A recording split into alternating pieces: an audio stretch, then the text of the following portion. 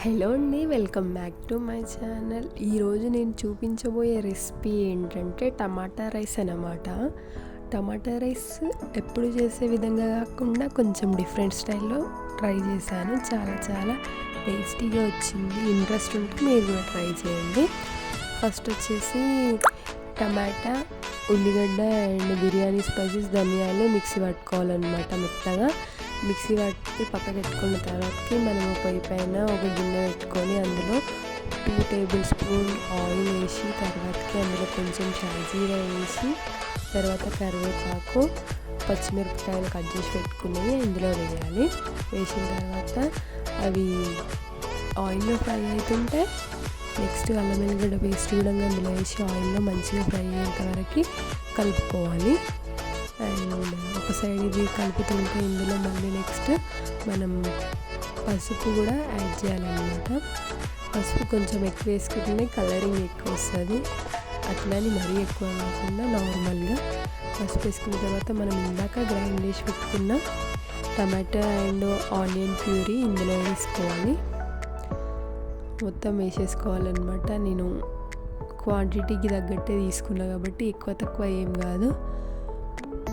And ఒక onion, 3 టమాటాలు తీసుకొని కట్ చేసి గ్రైండ్ చేసిన నేను. నెక్స్ట్ బిర్యానీ ఆకు అనేది ఫస్ట్లోనే వేసుకోవాలి. నేను మర్చిపోయినా కాబట్టి ఇప్పుడు వేస్తున్నాను అనమాట.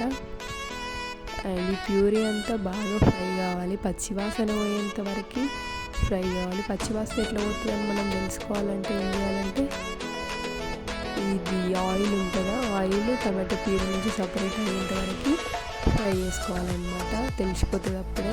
ఆయిల్ టమాటో ప్యూరీ నుంచి సపరేట్ అయితే మంచిగా కుక్ అయినట్టు అనమాట. నెక్స్ట్ మూత పెట్టుకొని ఉడికించుకోవాలి కొద్దిసేపు.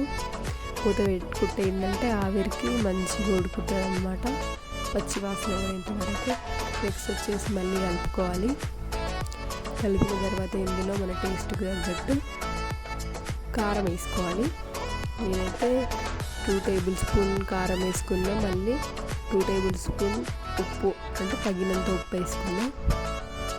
అండ్ ఈ 2 వేసుకున్న తర్వాత ఇవి కూడా టమాటో ప్యూరీలో మంచిగా కలిసిపోయేటట్టు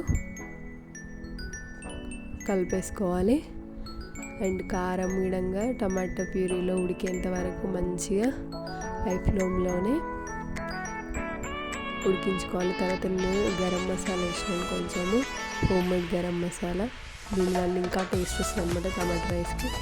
అండ్ తర్వాతకి మనం ఉప్పు సరిపోయిందో లేదో ఇప్పుడే చూసుకోవాలన్నమాట. ఎందుకంటే అన్నం వేసిన తర్వాత ఉప్పు చూడడానికి ఉండదన్నమాట. మళ్ళీ అన్నం వేసిన తర్వాత ఉప్పు వేస్తే కలిసిపోదు, సాల్టీ అవుతుంది. కాబట్టి ఈ ప్యూరీలోనే మనం ఉప్పు సర్వ్ చేసుకోవాలి. నెక్స్ట్ వచ్చేసి మనం ఇదంతా కుక్ అవుతున్న ప్రాసెస్లో అన్నం మొత్తం సపరేట్ చేసి విప్పి పెట్టుకోవాలన్నమాట. అన్నం మొత్తం స్మాష్ చేసిన తర్వాతకి కొంచెంగా అన్నం ఇందులో వేసేయాలి. అండ్ నేను ఇందాకనే అన్నం వండినా కాబట్టి వేడిగానే ఉంది, అంత కష్టం ఏం లేకుండా అనమాట స్మాష్ చేయడానికి. వెంబడే ఇందులో వేసేసినాను, కొంచెంగా వేసి కలిపినాను. అండ్ మొత్తము టమాటా ప్యూరీ రైస్ కలిసేటట్టు పైకి కిందికి కలుపుకోవాలి.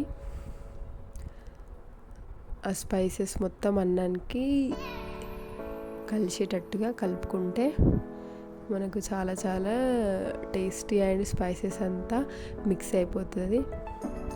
కొంచెం బలంగా కలుపుకోవాలన్నమాట, ఎందుకంటే కిందికి పైకి అనేటప్పుడు చాలా ఎనర్జీ కావాలి. అంతే, చాలా టేస్టీ ఎమ్మి టమాటా రైస్ అయితే రెడీ అయిపోయింది. దీంట్లో ఇంకా పెరుగుతో రైతా వేసుకొని తింటే చాలా టేస్టీ ఉంటుంది. నేను ఆల్రెడీ రైతా చేస్తాను, ఇంకెప్పుడైనా షేర్ చేస్తాను పెరుగు raita recipe. And tomato rice అయితే రెడీ అయిపోయింది. ఈ టైప్లో మీరు చేసుకొని తినండి, మళ్ళీ ఇట్లానే చేసుకుంటారనమాట ఇంట్లో. అండ్ చిన్నపిల్లలకైతే మస్తు నచ్చుతుంది. And thanks for watching this video. Subscribe my channel. Bye.